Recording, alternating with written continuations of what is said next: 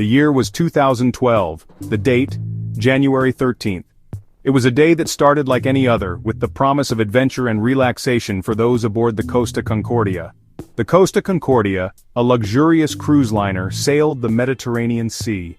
It was a floating palace, offering every conceivable comfort and entertainment to its passengers. On board, over 4,000 souls, blissfully unaware of the horror to come. Dinner was served. Laughter filled the air. The ship was alive with the sounds of joy and celebration. It was a night like any other. The sea was calm, the sky clear, and the ship sailed smoothly through the waters. Or so they thought. As the clock ticked past 9:45 p.m., a shudder ran through the ship. Plates rattled, glasses clinked. The once serene atmosphere was shattered in an instant. A strange scraping sound echoed from below. It was an eerie noise that sent chills down the spines of those who heard it. Confusion turned to fear as the ship listed sharply to one side. The unthinkable had happened. The ship was no longer a safe haven but a vessel in peril. The Costa Concordia, in a horrifying display of maritime catastrophe, had collided with a reef. The impact was devastating, tearing a gash in the hull. Panic ensued. The once vibrant atmosphere dissolved into chaos as terrified passengers and crew scrambled for lifeboats. The once vibrant atmosphere dissolved into chaos as terrified passengers and crew scrambled for lifeboats. The orderly world of luxury and leisure was replaced by a desperate struggle for survival. The once graceful liner was now a mangled wreck, slowly succumbing to the relentless grip of the sea. The ship that had once been a symbol of opulence was now a tragic monument to human error. It was a night of luxury transformed into a fight for survival. The passengers and crew faced a harrowing ordeal, one that would be etched into their memories forever. The seemingly invincible Costa Concordia met its match off the coast of Giglio, Italy. This luxurious cruise liner, once a symbol of maritime grandeur, was on a routine voyage when disaster struck. The culprit? A submerged rock, lurking beneath the surface known as Lascaux. This rock formation, hidden from plain sight, posed a deadly threat to any vessel that ventured too close. This underwater menace tore a gaping hole in the ship's hull, stretching over 160 feet. The force of the collision was so immense that it compromised the structural integrity of the ship almost instantly. The immediate impact sent shockwaves throughout the vessel. Passengers and crew were thrown off balance and chaos ensued as the ship began to list. Water rushed in, flooding compartments and plunging the ship into darkness. The once vibrant and bustling decks were now scenes of panic and confusion. The engine room, the heart of the Concordia, was crippled. Power flickered and died. Without power, the ship's systems failed, leaving it vulnerable and adrift. The once majestic liner, now mortally wounded, began its agonizing descent into the depths. The ship's tilt became more pronounced and the inevitable sinking was now a grim reality. The gash on the starboard side was a testament to the brute force of the collision. It was a visible scar that told the story of that fateful night. It served as a chilling reminder of the unforgiving nature of the sea and the catastrophic consequences of human error. The once calm waters had turned into a scene of devastation. The once pristine hull, now scarred and broken, symbolized the fragility of life at sea. This tragic event underscored the importance of vigilance and respect for the unpredictable power of nature.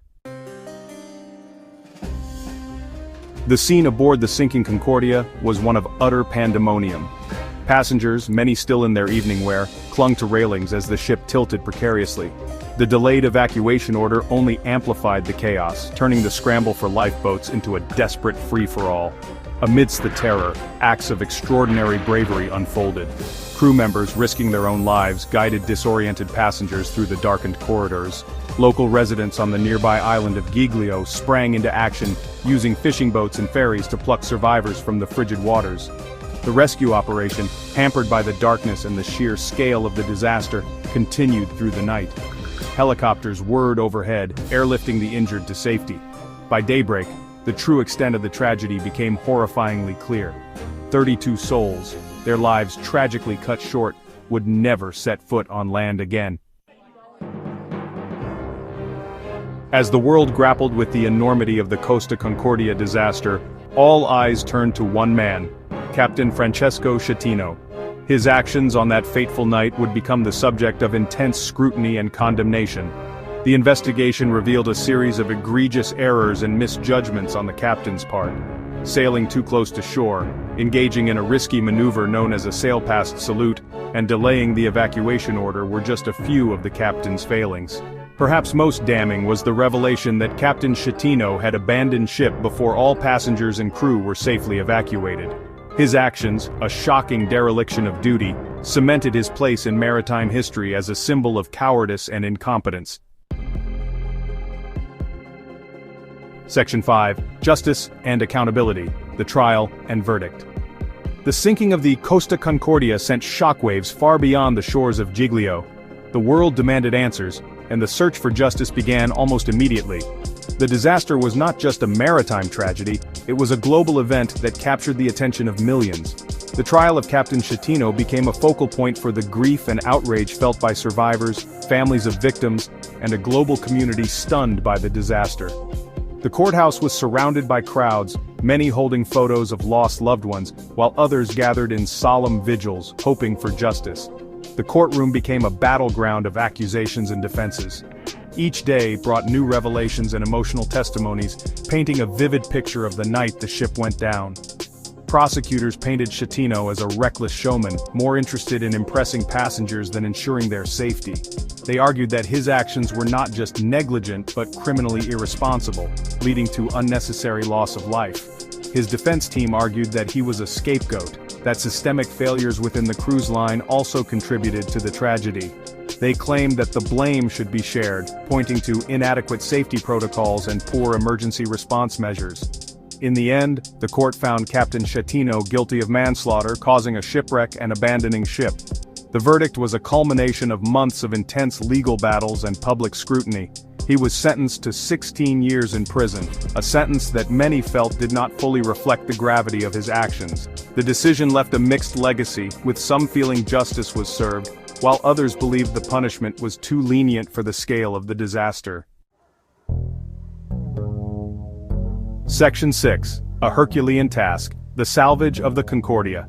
The Costa Concordia, once a symbol of luxury and grandeur, now lay on its side, a mangled wreck marring the pristine Italian coastline. The salvage operation, one of the most complex and expensive in history, became a race against time and the elements. Engineers devised an audacious plan to refloat the behemoth vessel, a task never before attempted on such a scale. Massive steel tanks known as sponsons were attached to the exposed side of the ship to provide buoyancy.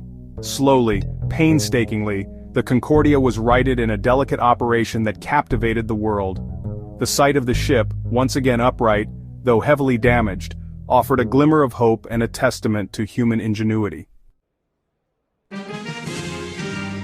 Section 7. Scrapping a Giant, the Final Chapter. The successful righting of the Costa Concordia marked a significant milestone, but the saga was far from over. The once magnificent liner, now stripped of its former glory, was destined for a final ignominious fate: the scrapyard. Towing the Concordia to the demolition yard in Genoa was a feat in itself, a slow and carefully choreographed journey. Upon arrival, the dismantling process began, a somber and symbolic end for a ship that had once embodied luxury and adventure. Piece by piece, the Concordia was systematically taken apart. Metal, glass, and furniture, once elements of opulence, were now mere scrap, destined to be recycled or discarded. The dismantling of the Concordia marked the closure of a tragic chapter in maritime history. Section 8. Lessons from the deep, avoiding future disasters.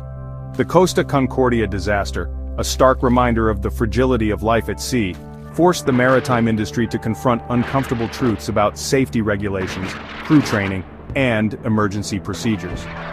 The investigation highlighted a litany of shortcomings, from inadequate lifeboat capacity to communication failures between the crew and passengers. In the aftermath of the tragedy, new safety regulations were implemented, aimed at preventing similar disasters. The lessons learned from the Concordia extended beyond the maritime industry, serving as a cautionary tale about the importance of human judgment, the consequences of complacency, and the need for constant vigilance in the face of risk. Section 9. The Enduring Legacy, Remembering the Concordia. Years after the Costa Concordia slipped beneath the waves, its memory lingers. The wreck, now a popular dive site, serves as an underwater memorial to the 32 souls who perished that fateful night. The disaster continues to inspire books, documentaries, and countless articles, ensuring that the lessons learned from this tragedy are not forgotten. The Concordia serves as a poignant reminder of the human cost of maritime disasters and the importance of upholding the highest safety standards at sea. Though the Concordia may be gone, its legacy lives on, a stark reminder of the power of the sea and the importance of human responsibility in navigating its treacherous depths. The story of the Costa Concordia is a tale of tragedy, heroism, and the enduring resilience of the human spirit.